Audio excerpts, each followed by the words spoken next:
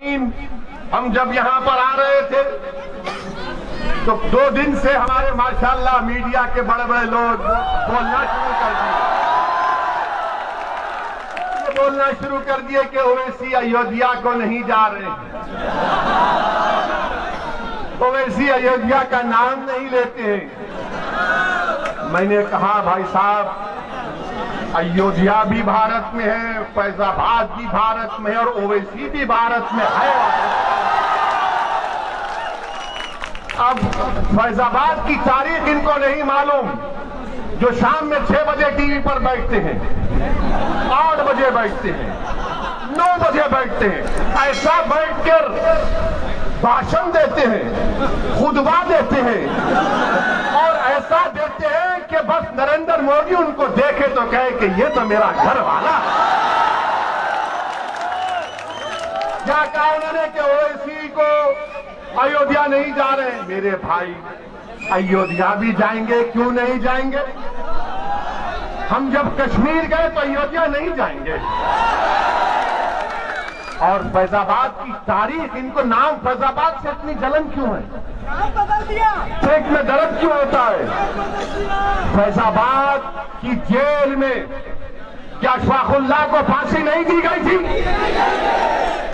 क्या फैजाबाद की जेल में अशफाकुल्लाह को जब फांसी दी जा रही थी तो क्या अशफाकुल्लाह जब फांसी के फंदे पर जा रहा था तो उसकी जबान पर कुरान की आयतें थी? जब अशफाकुल्लाह फांसी के फंदे पर गया तो रास्ते में जेल के लोगों से मिलकर कहा कि खुदा हाफिज, मैं अपने रब से मिलने जा रहा हूं। क्या अशफाकुल्लाह ने जब फांसी का फंदा लेकर उसको चूमा और अपने गले में डाला तो पूछने वाले ने पूछा कि बता मरने वाले, तेरी आखिरी ख्वाहिश क्या है? तो अशफाकुल्लाह ने क्या ये नहीं कहा कि ला के रख दे खाके वतन मेरे कफन में? ये मोहब्बत के मज़ार अशफाकुल्लाह ने। ये बात मैं इसलिए कह रहा हूं कि जो मजलिस के मुखालिफीन है वो इस बात को समझ ले कि ये वो मजलिस नहीं है जो 2017 में विधानसभा के इलेक्शन में हिस्सा ली थी। इस 5 साल के अरसे में मजलिस ने अपने संगठन को मजबूत किया। मजलिस का पैगाम उत्तर प्रदेश के घर घर पहुंच चुका है। मजलिस ने अपनी तंजीम को, अपनी जमात के लोगों की मेहनत और जुस्तजू की बुनियाद पर पहले से ज्यादा आज उत्तर प्रदेश में मजबूत है। और हमारा आपको यही पैगाम है, यही आपसे इल्तिजा और गुजारिश है कि उत्तर प्रदेश में मजलिस की पहली कोशिश ये है कि यहां से आपकी मुस्लिम अक़लियत की एक सियासी लीडरशिप बने। मैं आपको ये बात बताना जरूरी समझता हूं कि उत्तर प्रदेश भारत का सबसे बड़ा स्टेट है, प्रदेश है। यहां पर हर बिरादरी की, यहां पर उनकी एक सियासी ताकत है, उनकी एक पहचान है। अगर उत्तर प्रदेश में अगर किसी की सियासी लीडरशिप नहीं है, किसी की सियासी आवाज नहीं है, किसी के आवाज की अहमियत नहीं है, किसी के आंसुओं की अहमियत नहीं है, अगर कोई यतीमी और लाचारी के माहौल और मायूस हो रहा है तो वो उत्तर प्रदेश का मुसलमान है। और मजलिस ये चाहती है कि आप जमहूरियत को मजबूत करें। भारत की जमहूरियत कैसे मजबूत होगी? भारत की जमहूरियत उस वक्त मजबूत होगी जब सबको उसमें हिस्सेदारी का उसमें हिस्सा मिलेगा। उत्तर प्रदेश में सबको अपना अपना हिस्सा मिल गया। अगर किसी के साथ इंसाफ नहीं हुआ, किसी को उनका हिस्सा नहीं मिला, तो मैं ये साफ तौर पर कह रहा हूं कि उत्तर प्रदेश के मुसलमान हैं जिनको अभी तक उनका हिस्सा नहीं मिला। और क्यों नहीं मिला? इसलिए नहीं मिला कि आपने पिछले 60 साल से सेकुलरिज्म के झूठे वादे पर आपने मुख्तलिफ पार्टियों को वोट किया। कभी आपने कांग्रेस को वोट किया, उनको नेता बनाया, विधायक बनाया, सांसद बनाया, मुख्यमंत्री बनाया, कभी आपने उनको प्रधानमंत्री बनाया, कभी आपने बीएसपी को वोट किया, उनका मुख्यमंत्री बनाया, आपने समाजवादी पार्टी को वोट किया, उनका मुख्यमंत्री बनाया। मगर आप अपने दिल पर हाथ रखकर सोचिए कि आपका पूरे उत्तर प्रदेश में आपका कौन है नेता? कौन है आपकी आवाज? कहां है आपकी सियासी ताकत? आज उत्तर प्रदेश में आपके वोट की अहमियत नहीं है, आपके आंसुओं की अहमियत नहीं है, आपके मसाइल की अहमियत नहीं है। मैं ये कहने पर मजबूर हूं कि उत्तर प्रदेश में अगर सबसे कम पढ़े लिखे अगर कोई है तो मुसलमान है। आखिर क्यों कम पढ़े लिखे मुसलमान है? क्या इसका जिम्मेदार असदुद्दीन ओवैसी है? अगर उत्तर प्रदेश में सिर्फ 2% बच्चे ग्रेजुएट होते हैं तो क्या उसका जिम्मेदार असदुद्दीन ओवैसी है? उत्तर प्रदेश में मुसलमान आउट ऑफ स्कूल चिल्ड्रन है, जो स्कूल के बाहर है, जिनकी उम्र स्कूल में तालीम हासिल करने की है वो 60% है। उसका जिम्मेदार कौन है? उसका जिम्मेदार असदुद्दीन ओवैसी है। उत्तर प्रदेश की जेलों में सबसे ज्यादा अगर दलित भाइयों के साथ अगर कोई इंडस्ट्राइल है तो मुसलमान है। इसका जिम्मेदार कौन है? इसका जिम्मेदार किसी हद तक हमको भी अपने गिरबान में झांक कर देखना है। मैं आपको पैगाम देने आया हूं मेरे अजीज दोस्तों और बुजुर्गों, यकीनन फिरका परस्ती को हराना है, फिरका परस्ती को हराना है। मगर फिरका परस्ती को हराने का मतलब ये नहीं है कि आप खुद हार जाएंगे। फिरका परस्ती को हराने का मतलब यह है कि आप जीतेंगे तभी जाकर बीजेपी को शिकस्त होगी। अगर रुदौली से मंजलिस का उम्मीदवार एमएलए विधायक बनेगा तो यकीनन बीजेपी को यहां पर शिकस्त दे पाएंगे। मेरे अजीज दोस्तों और बुजुर्गों, रुदौली में मैं यहां पर खड़े होकर दिल की अमीर गहराइयों से, हमारे इश्तियाक अहमद साहब एक एमएलए हुआ करते थे, भट्टी समाज से उनका ताल्लुक था, मैं उनको खराज अकीदत पेश करता हूं। आप बताइए, कोई नाम नहीं लेता इश्तियाक साहब का, और फिर मंजलिस पर इल्जाम लगाया जाता है कि मंजलिस इत्तेहाद और मुस्लिमीन वोट काटने के लिए आती है। मेरे अजीज दोस्तों और बुजुर्गों, मंजलिस किसी को काटने को नहीं आती, मंजलिस जोड़ने को आती है और मंजलिस के काम करके रहेगी इंशाअल्लाह ताला। मेरे अजीज दोस्तों और बुजुर्गों, अभी हमको यहां के जिम्मेदारों ने बताया कि जो ओवर ब्रिज है रुदौली का,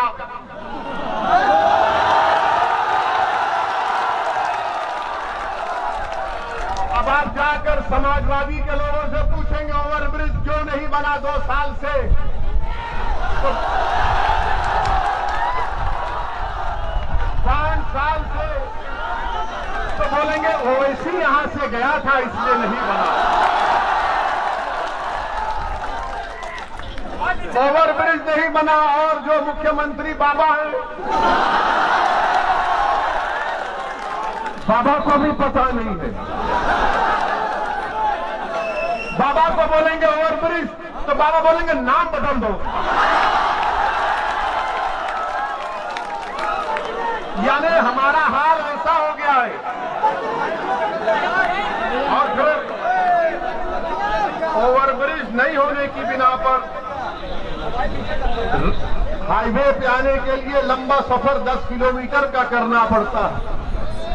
और दूसरी बात यह है कि यहां पर जो कम्युनिटी हेल्थ सेंटर है माशाल्लाह खंडेर में तब्दील हो चुका है। मेरे अजीज दोस्तों और बुजुर्गों, पाइपलाइन के लिए रोड खोद दी गई है, मगर ये विकास हो रहा है बाबा के दौर में। बाबा के पास एक ही फार्मूला है, जाके बाबा को बोलिए सर ये नाम बदल दो, काम हो जाएगा।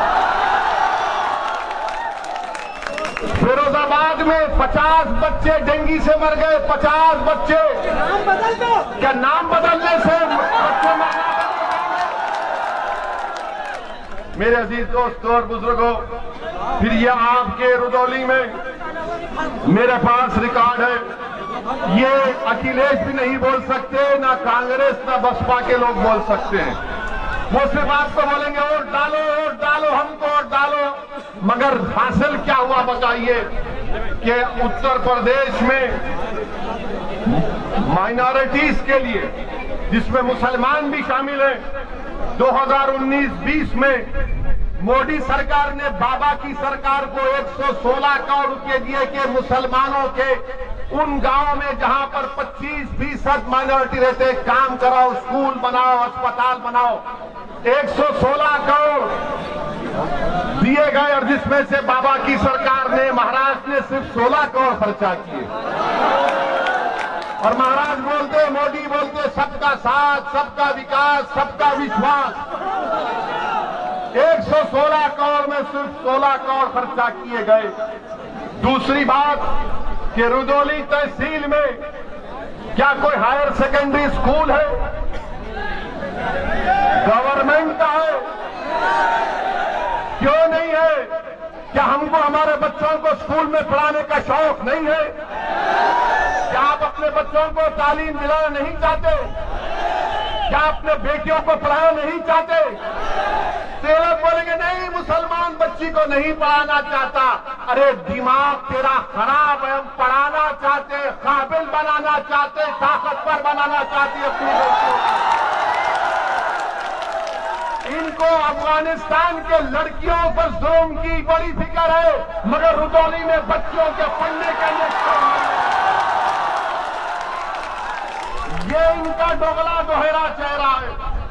और फिर आप देख लीजिए कि फिर उत्तर प्रदेश की बाबा की सरकार ने कहा कि कोविड आया तो मई में फैसला किया कि ऑनलाइन स्कूलों को स्कूल में तालीम दी जाएगी। आपको मालूम मेरे भाई, आपके रुदौली में कितने टीचर को कंप्यूटर इस्तेमाल करना आता?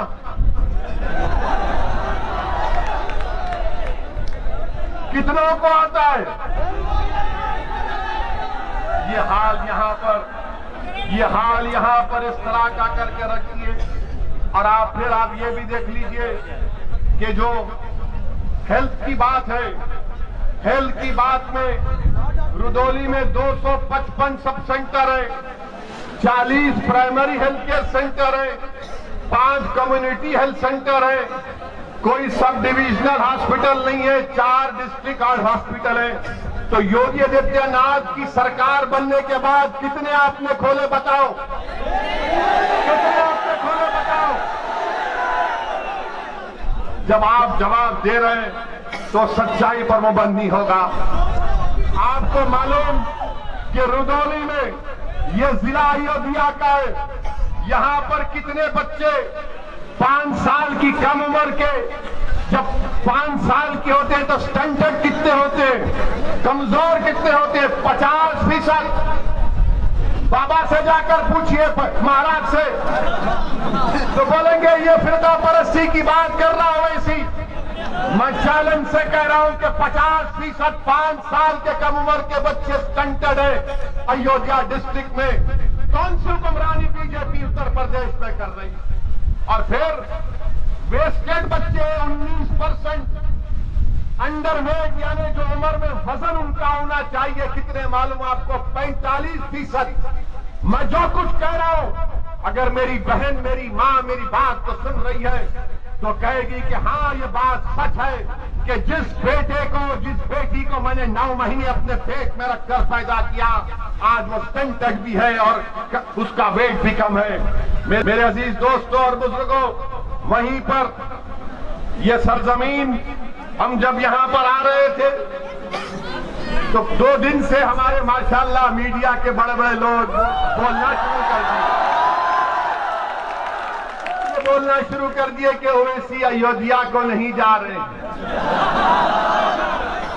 ओवैसी अयोध्या का नाम नहीं लेते हैं। मैंने कहा भाई साहब, अयोध्या भी भारत में है, फैजाबाद भी भारत में है और ओवैसी भी भारत में है। अब फैजाबाद की तारीख इनको नहीं मालूम, जो शाम में 6 बजे टीवी पर बैठते हैं, 8 बजे बैठते हैं, 9 बजे बैठते हैं, ऐसा बैठकर भाषण देते हैं, खुतबा देते हैं और ऐसा देते हैं कि बस नरेंद्र मोदी उनको देखे तो कहे कि ये तो मेरा घर वाला। क्या कहा उन्होंने कि ओवैसी को अयोध्या नहीं जा रहे? मेरे भाई, अयोध्या भी जाएंगे, क्यों नहीं जाएंगे? हम जब कश्मीर गए तो अयोध्या नहीं जाएंगे। और फैजाबाद की तारीख, इनको नाम फैजाबाद से इतनी जलन क्यों है? बदल दिया, पेट में दर्द क्यों होता है? फैजाबाद की जेल में क्या अशफाकुल्लाह को फांसी नहीं दी गई थी? क्या फैजाबाद की जेल में अशफाकुल्लाह को जब फांसी दी जा रही थी तो क्या अशफाकुल्लाह जब फांसी के फंदे पर जा रहा था तो उसकी जबान पर कुरान की आयतें थी? जब अशफाकुल्लाह फांसी के फंदे पर गया तो रास्ते में जेल के लोगों से मिलकर कहा कि खुदा हाफिज, मैं अपने रब से मिलने जा रहा हूं। क्या अशफाकुल्लाह ने जब फांसी का फंदा लेकर उसको चूमा और अपने गले में डाला तो पूछने वाले ने पूछा कि बता मरने वाले, तेरी आखिरी ख्वाहिश क्या है? तो अशफाकुल्लाह ने क्या ये नहीं कहा कि ला के रख दे खाके वतन मेरे कफन में? ये मोहब्बत के मज़ार अशफाकुल्लाह ने, ये हमको बोलना पड़ता है, वरना ये 6 बजे 8 बजे 9 बजे बैठकर जो चीखे मारते हैं, जो पुकार कर रहते हैं कि हाँ माई बाप देख लो हम तुम आपकी तारीफ में बोल रहे हैं, इनको बताना पड़ेगा, इनको बताना पड़ेगा कि ये लोग बात करते हिंदू और मुसलमान के इत्तेहाद की मोहब्बत की, यकीनन वो पैदा होना चाहिए। और कैसे पैदा होगा? अशफाकुल्लाह और राम प्रसाद बिस्मिल की दोस्ती कैसी थी? राम प्रसाद बिस्मिल अशफाकुल्लाह एक मंदिर के पास बैठे थे शाम के वक्त, एक मुसलमान आ गए मंदिर पर हमला करने के लिए, तो अशफाकुल्लाह ने अपना रिवॉल्वर निकाल कर कहा खबरदार तुम मंदिर पर हमला नहीं करोगे वरना अशफाकुल्लाह फायर करेगा। ये मोहब्बत की मिसालें थी। क्या आपको मालूम नहीं? सुनिए, मैं थाली बजाने के लिए या आपसे दाद हासिल करने के लिए यहां पर नहीं आया हूं। मैं तुम्हारी थालियों का मोहताज ना कभी था ना कभी रहूंगा। मैं किसी का मोहताज हूं तो अल्लाह का मोहताज हूं। मैं तुमको आपको बताने आया हूं कि अपने दिलों में इनकलाब पैदा करो, अपने दिलों में तब्दीली पैदा करो। अगर जिंदा हो तो जिंदा कौम की मिसाल बनो, अगर जिंदा हो तो हरकत करो, अगर जिंदा हो तो अपनी पार्टी का वोट दो, अगर जिंदा हो तो तोड़ दो ये तमाम गुलामी की कैदियों की जंजीरों को जो 60 साल से तुमको डरा डरा कर तुम्हारा वोट हासिल करके हमको बर्बादी के चाहने पर लाकर खड़ा कर दिया। मेरे अजीज दोस्तों और बुजुर्गों, अशफाकुल्लाह शहीद को एक मुसलमान जेलर जाकर अशफाकुल्लाह से कहता है कि अशफाकुल्लाह तुम गवाही माफी बन जाओ, तुम ये तमाम जो दीगर हिंदू हैं जिन पर काकोरी ट्रेन का मुकदमा हुआ तुम उनके खिलाफ बोलो।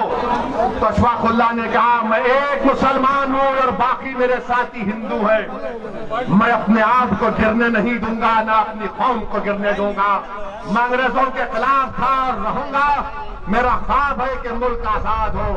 मैं आज रुदौली में खड़े होकर आप तमाम से अपील कर रहा हूं कि अगर हम अशफाकुल्लाह के ख्वाबों को पूरा करना चाहते हैं, अगर हम राम प्रसाद पंडित राम प्रसाद बिस्मिल के ख्वाबों को पूरा करना चाहते हैं, तो अशफाकुल्लाह ने ये ख्वाब देखा था।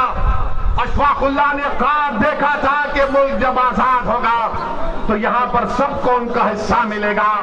अशफाकुल्लाह ने ख्वाब देखा था कि मैं फांसी के फंदे पर चढ़ जाऊंगा, 27 साल की उम्र में अपनी जवानी को इस मुल्क पर कुर्बान कर दूंगा, मगर आने वाले नौजवानों का मुस्तकबिल खराब नहीं होगा। नौजवानों, रुदौली के गय्योर नौजवानों, उत्तर प्रदेश के मेरे गय्योर नौजवानों, तुमको अशफाकुल्लाह के ख्वाबों को पूरा करना है। तुमको पंडित राम प्रसाद बिस्मिल की तरह उस मोहब्बत की निशानियों को बताना है, और मोहब्बत होगी तो गुलामी नहीं होगी, हिस्सेदारी की मोहब्बत होगी, हिस्सेदारी की मोहब्बत होगी। ख्वाब अशफाकुल्लाह ने देखा था अब उन ख्वाबों को पूरा करना आपकी जिम्मेदारी है। ख्वाब देखना शुरू करो और ख्वाबों को पूरा करने के लिए जिद्दोजहद करना पड़ेगा। यकीनन रास्ते में मसाइब और मुश्किलात आएंगे, कोई रास्ता आसानी से हम अपनी मंजिल मकसूद को आसानी तक नहीं पहुंच पाएंगे। जुस्तजू करना पड़ेगा, जिद्दोजहद करना पड़ेगा, ईसार और कुर्बानियों के मजारे करना पड़ेगा। मेरे अजीज दोस्तों और बुजुर्गों, जब हम अपने इन ख्वाबों को पूरा करेंगे तब जाकर हम एक सियासी कुव्वत बनकर यहां पर उभरेंगे। मेरे अजीज दोस्तों और बुजुर्गों, मैं आपको यह भी बताना चाहूंगा कि रुदौली में यहां पर जहां पर हमने इश्तियाक अहमद साहब का जिक्र किया तो रुश्दी मियां का भी जिक्र करा। मैं उनके खिलाफ नहीं हूं, बिल्कुल नहीं हूं, वो हमारे भाई हैं, दोस्त नहीं, हम जानते भी नहीं हैं उनको। मगर मैं समाजवादी पार्टी से पूछना चाहता हूं, समाजवादी पार्टी के अखिलेश यादव ये कहते हैं कि ओवैसी की जबान से जो अल्फाज निकलते हैं वो बड़े कड़वे होते हैं। अखिलेश यादव आ जाओ रुदौली में, तुम एक तरफ मैं एक तरफ, इस जनता को बात करेंगे, बोलेंगे।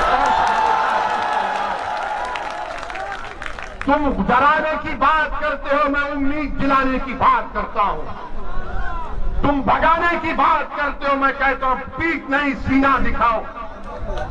तुम जहालत की बात करते हो, मैं इल्म की बात करता हूं। तुम डराने की बात करते हो, मैं इत्तेहाद की बात करता हूं। ये मजलिस इत्तेहाद और मुस्लिमीन का पैगाम। और यहां पर आप जानते हैं कि पहली मर्तबा अब्बास अली जैदी रुश्दी मियां जब हारे तो 1000 वोट से हारे। 5 साल के बाद जब 2017 में इलेक्शन हुआ तो रुश्दी मियां 31,000 वोट से हार गए। मैं तो नहीं रहा था ना अखिलेश। तो यादव ने, रुदौली के हमारे यादव भाइयों ने फैसला किया कि समाजवादी तो यादवों की पार्टी है, अखिलेश यादवों का हमारा नेता है, मगर रुदौली से यादव नहीं है, रुश्दी मियां है, इसलिए हम बीजेपी के यादव को वोट देंगे। ये हकीकत है ना, ये सच कह रहा हूं ना मैं? क्या मैं सच कह रहा हूं? क्या मैं झूठ कह रहा हूं? तो फिर आप 22 के चुनाव में क्या करेंगे? फिर आप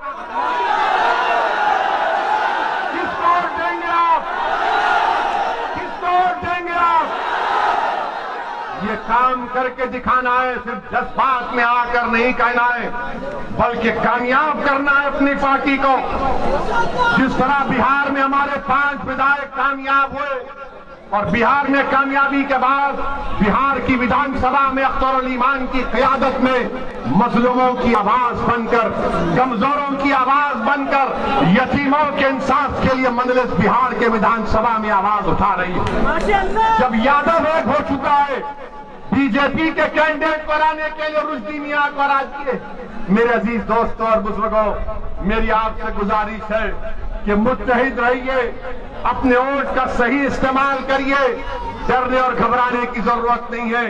ये समाजवादी पार्टी हो, बीएसपी हो या फिर कांग्रेस हो या बीजेपी हो, इनको एक ही बात की तकलीफ है कि पूरे भारत में मुसलमानों की कोई पॉलिटिकल लीडरशिप ना बने। मैं यहां पर अपनी शोहरत के लिए नहीं आया हूं, अल्लाह जानता है। मैं आपको नेता बनाने के लिए आया हूं कि आपकी सफों से कोई कायद उठ जाए, जो 1 साल 2 साल नहीं बल्कि रही थी दुनिया तक तुम्हारी आवाज बने। और उस वक्त होगा मेरे अजीज दोस्तों और बुजुर्गों, जब आप अपनी पार्टी को कामयाब करेंगे, अपनी दुआओं से, अपने वोट से और पार्टी के पाबंद डिसिप्लिन सिपाही बनकर आप मजलिस के हक में अपने वोट का इस्तेमाल करिए।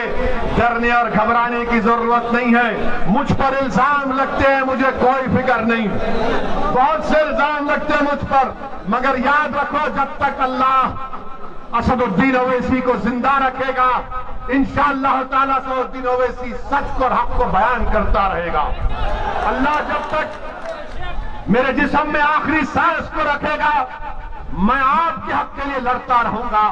मुझे नहीं मालूम कि मेरी जिंदगी का चिराग कब गोल हो जाए, मगर रुदौली के नौजवानों, उत्तर प्रदेश के गैयोर नौजवानों, उत्तर प्रदेश के मेरी इज्जतदार मां और बहनों, कौम और मिल्लत के जिम्मेदारों, मैं तुमसे भीख मांगने आया हूं, मुत्तहिद हो जाओ। आज तुमको मुत्तहिद होना है। ये फैजाबाद अयोध्या है। अगर कोई मुझसे सवाल करता है तो याद रखो, इसी अयोध्या में 6 दिसंबर को हमने भी देखा, सारी दुनिया ने भी देखा क्या हुआ। आज उसका जिक्र करने से डरते हैं सेकुलर पार्टी के लोग, जिक्र करने से डरते हैं, डरा डरा कर वोट हासिल करते हैं। अरे याद रखो, वो कौम जो नवासा रसूल को जन्नत का शहजादा मानती है, क्या वो कौम डरेगी इन लोगों से? क्या तुम डरोगे इन लोगों से? इंसान से नहीं डरना, सिर्फ रब्बे कायनात से डरने का हुक्म सिखाया गया। सिर्फ रब्बे कायनात से डरना है, किसी से भी नहीं, ओवैसी से भी नहीं। हाँ, अगर ओवैसी की जबान से अगर सच निकल रहा है तो उस पर गौर करो, उस पर गौर करो। अगर गलत है तो कोई बात नहीं, अगर सच है तो उसको कबूल करो। मेरे दिल में नहीं है, मेरी ताकत, मुझे अल्लाह ने इतनी ताकत नहीं दी है कि मैं तुम्हारे दिलों को मोड़ सकूं। दिलों को मोड़ने वाला तो रब्बे कायनात है। मेरे अजीज दोस्तों और बुजुर्गों, हिम्मत और हौसले को बुलंद रखिए। इलेक्शन जैसा करीब आएगा। आज अभी हम प्रेस कॉन्फ्रेंस लिए, अतीक अहमद साहब जो 5 बार के विधायक हैं, 1 बार के सांसद हैं, वो आज मजलिस इत्तेहादुल मुस्लिमीन में शामिल हुए हैं। तो हमने उनका खैर मुकद्दम किया, वेलकम किया, और मीडिया के हमारे लोग आए थे लैला को सुनने के लिए। तो हम उनके सवाल करने से पहले उनको बता दिया कि भाई साहब, आप सवाल मत करिए, आपके दिल में जो जवाब है वो हम आपको बता ही देते हैं। हमने उनसे कहा कि बीजेपी उत्तर प्रदेश के जो एमएलए है, 37% बीजेपी के एमएलए के ऊपर क्रिमिनल केसेस हैं। 37%। हमने कहा 116 एमपी बीजेपी के उनका भी केस है। और फिर हमने उनको ये भी बता दिया, ये शुरू हो जाते, देखो बाहुबली को ला लिए, फुला को ला लिए। देखिए, बल्कि जिस किसी का नाम अतीक होगा, शहाब होगा, मुख्तार होगा, वो गैंगस्टर होगा, बाहुबली होगा। और जिसका नाम प्रज्ञा, अजय, कुलदीप, संगीत, सुरेश, कपिल होगा, वो क्या होगा? लोकप्रिय नेता होगा। यानी अतीक का ताल्लुक एक कमजोर समाज से है। अगर अतीक का ताल्लुक एक ताकतवर समाज से होता, और अगर अतीक अहमद मुजफ्फरनगर के कांड से पहले तकरीर करते या गोरखपुर में वो तकरीर करते, तो हो सकता कि महाराज उन पर केस विड्रॉ कर ले, क्योंकि उत्तर प्रदेश के मुख्यमंत्री ने अपने आप पे से केस विड्रॉ कर लिया और बीजेपी के 70 से ज्यादा मुकदमे वापिस ले लिए मुजफ्फरनगर के कांड। तो मेरे अजीज दोस्तों और बुजुर्गों, ये तमाम इनके कारनामे हैं। मेरी आपसे गुजारिश है कि आपको डराया जाएगा बीजेपी से, मोदी से, योगी से। हम तो आए हैं उत्तर प्रदेश से बीजेपी को हराने के लिए इंशाअल्लाह ताला। मजलिस का मकसद ये है कि बीजेपी की सरकार ना बने, उत्तर प्रदेश से योगी दोबारा मुख्यमंत्री ना बने। क्यों ना बने?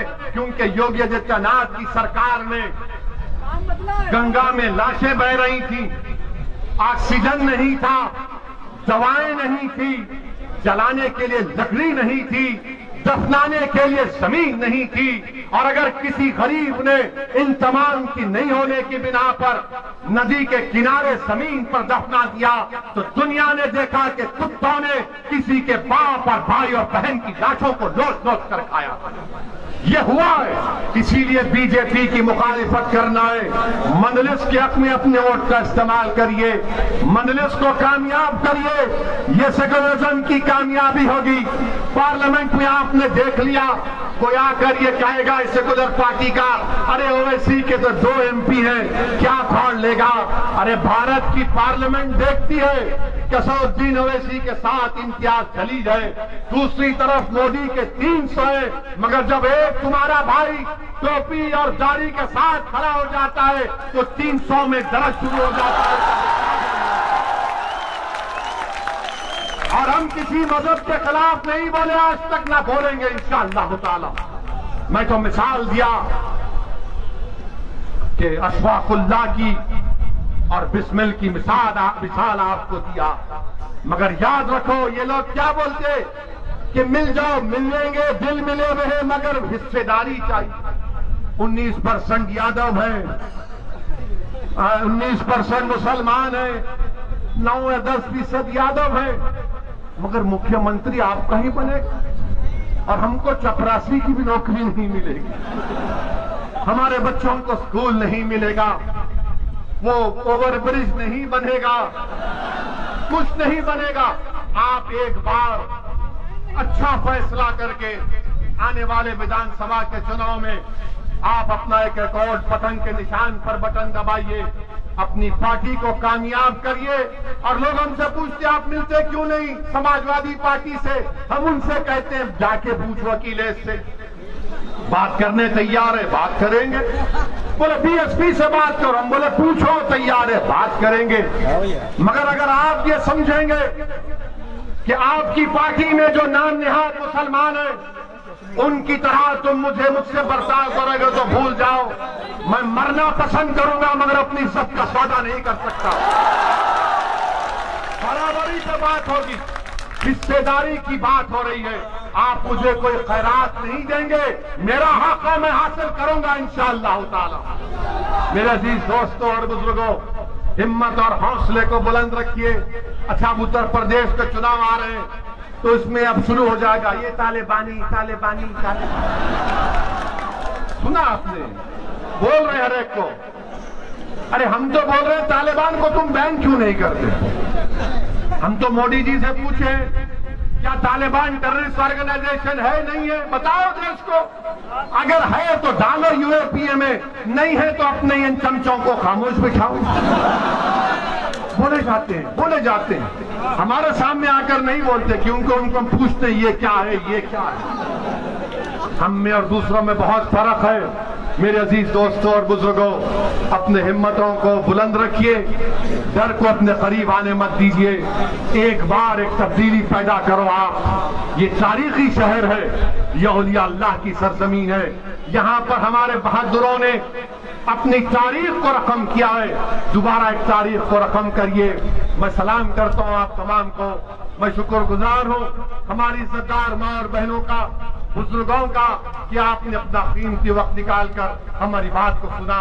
मैं फिर से आऊंगा, ये आखिरी मर्तबा नहीं आऊंगा।